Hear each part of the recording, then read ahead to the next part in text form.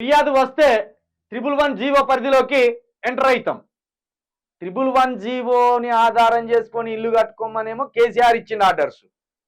దాని మీద ఫిర్యాదులు చేస్తే కూల్చేస్తామనేమో రంగనాథ్ గారు చెప్తాను. చూడు వీళ్ళ టార్గెట్ ఎట్టున్నారు. అంటే గత ప్రభుత్వం ఇచ్చిన జీవోలకు విలువ లేదా? ఒకవేళ ఇప్పుడు ఈ ప్రభుత్వం ఏమన్నా జీవోలు తీసుకొచ్చి పెడితే ఆ జీవోల ప్రకారం మళ్ళీ కట్టుకుంటే గతసారికి ఏదైనా ప్రభుత్వం వచ్చి ఆ జీవోలు కూడా కొట్టేయవచ్చా? అంటే ఇప్పుడు మీ ఇద్దరి వ్యక్తిగత రాజకీయాల వల్ల ఇప్పుడు ఇల్లు కట్టుకున్న వాళ్ళు బఫర్ జోన్లో ఈ 111 జీవో ప్రకారం ఇల్లు కట్టుకున్న వాళ్ళు ఆగమైపోవాలా? కేసీఆర్ గారు ఏమన్నారు? ఈ మూసి చుట్టుపక్కల ఉన్న సంబంధించి ఆ పరిసర ప్రాంతాలకు 111 జీవో వర్తిస్తుందని చెప్పిండ్రు. దానివల్ల గత సంవత్సరం కొంతమంది ఆ చుట్టుపక్కల ఇల్లు కట్టుకున్నారు. ఇప్పుడు దాని మీద ఫిర్యాదులు చేస్తే అది కూల్చిపడేస్తామంటాడు. మరి ఆ జీవో చట్టబద్ధత లేనిది, జీవోలకు చట్టబద్ధత ఉండదు. కాబట్టి ఇప్పుడు ఆ మధ్యతరగతి వాళ్ళు పేదోళ్ళు ఎవరైనా కట్టుకొని ఉంటే కథమేనా ఇక? మరి ఆ జీవోలు తెచ్చినప్పుడే ఈ జీవోలు చట్టబద్ధత లేదని ఒక ప్రకటన కూడా చేయాలి కదా. మొత్తానికి ఆగమైపోయినట్ట పోయి. ఇప్పుడు ఈ 111 జీవో కింద ఎంతమంది ఇల్లు కట్టుకున్నారో ఈ బఫర్ జోన్లలో కావచ్చు, ఎఫ్టీఎల్ పరిధిలో కావచ్చు, వాళ్ళు మొత్తం ఆగమైపోయినట్టే. వాళ్ళ ఇండ్లు మొత్తం నీలమట్టం అయిపోయినట్టే. ఎఫ్టీఎల్ పరిధిలో ఉంటే మంత్రుల ఇండ్లైనా కూల్చేస్తాం. పల్లా రాజేశ్వర్ రెడ్డి అదేవిధంగా మల్లారెడ్డి ఓవైసీల కాలేజీలపై ఎంక్వైరీ చేస్తున్నాం. ఆక్రమణలను తేలితే అకాడమిక్ ఇయర్ పూర్తయ్యాక కూలుస్తాం. అడ్డగోలుగా పర్మిషన్లు ఇచ్చిన ఆఫీసర్లపై త్వరలోనే కేసులు. హైడ్రాకు ప్రభుత్వం ఫుల్ సపోర్టు. సీఎం ఫ్రీడమ్ ఇచ్చారు. ఇకపై జంగిల్ రాజ్యం నడవది. చెరువులను కాపాడమే లక్ష్యం. వెలుగు ఇంటర్వ్యూలో హైడ్రా కమిషనర్ రంగనాథ్. ఇప్పుడు కూడా జంగిల్ రాజ్యం నడుస్తుంది. జంగిల్ గాన్లే ఉన్నారు కాబట్టి జంగిల్ రాజ్యం నడుస్తుంది. జంగిల్ రాజ్యం నడవదని ఎట్లా చెప్తారు రంగనాథ్ గారు?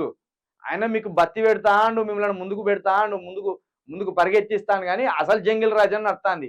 హామీలు నెరవేర్చకుండా ఇగో ఈ హైడ్రాతోటే పూట గడిపేసాలు ఎత్తాండు గంతే.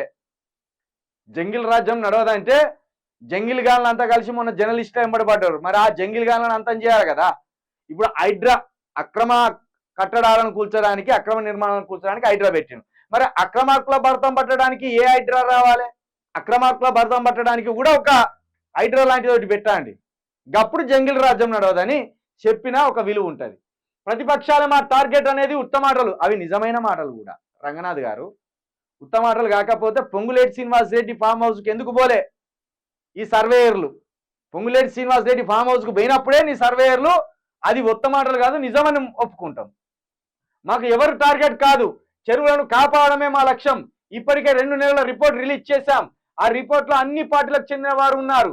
కాంగ్రెస్, బీజేపీ, ఎంఐఎం వాళ్ళు ఎక్కువ ఉంటే బీఆర్ఎస్ నుంచి ఒక్కరే ఉన్నారు.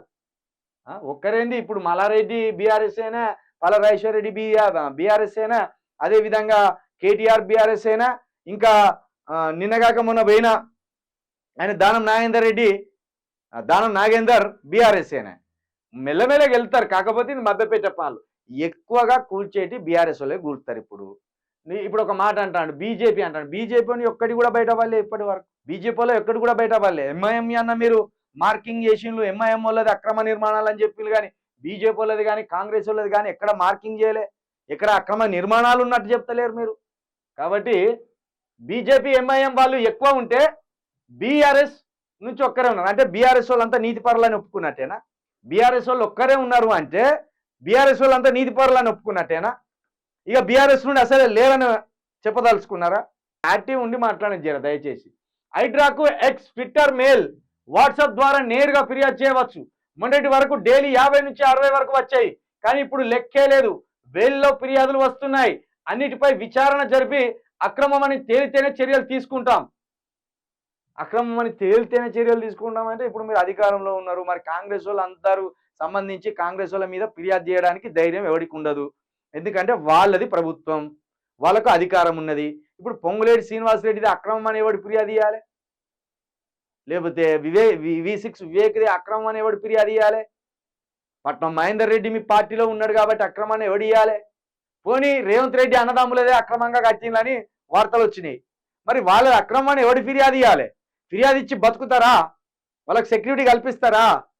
ఇప్పుడు నాలాంటి వాడు ఎవడో మొండివాడు పోయి ఇగో పొంగులేటి శ్రీనివాసరెడ్డి అక్రమంగా వచ్చిందని ఒక ఫిర్యాదు ఇస్తా, నాకు సెక్యూరిటీ ఇస్తారా, నాకు పోలీస్ ప్రొటెక్షన్ ఇస్తారా? కాబట్టి ఇప్పుడు ఇక్కడ ఏం చెప్పదలుచుకున్నా అంటే ఫిర్యాదు ఇస్తేనే కూల్స్తాం కాంగ్రెస్ వాళ్ళది.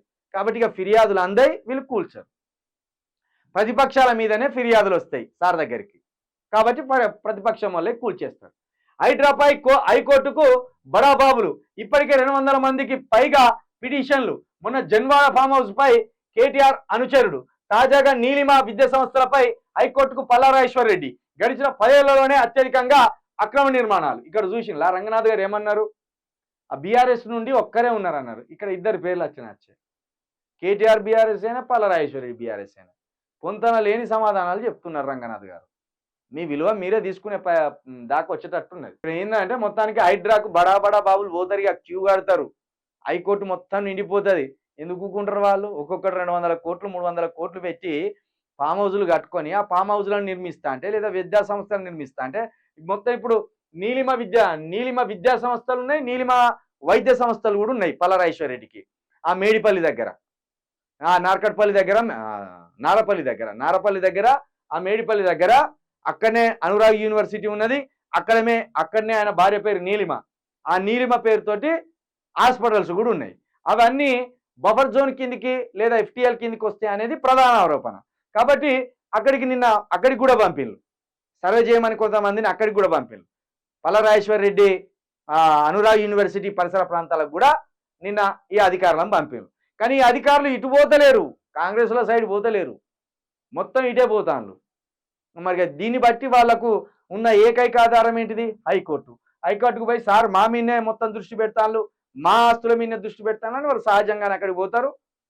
అక్కడ వాళ్ళు స్టే ఆర్డర్లో ఏవో తీసుకునే ప్రయత్నం చేస్తారు. కాబట్టి సమానమైన విధంగా మీరు ఇవి కూల్స్తేనే అప్పుడు నమ్ముతారు, లేకపోతే ఇది ఇట్లనే ఉంటుంది.